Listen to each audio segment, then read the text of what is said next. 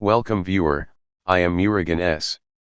This video tutorial describes, fix desktop icons are transparent in Windows 11, 10.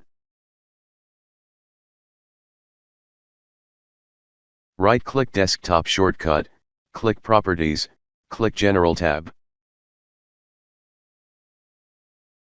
Uncheck Hidden, click Apply, click OK.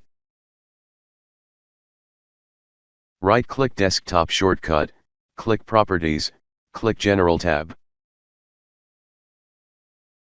Uncheck Hidden, click Apply, click OK.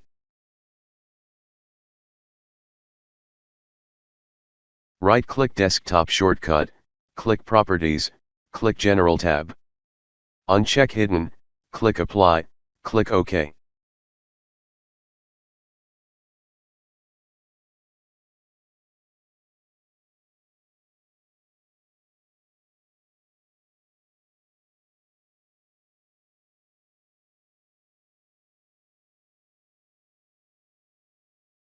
I hope this video tutorial helps to you. Please like, share and don't forget to subscribe my channel. Thank you very much. See you next video.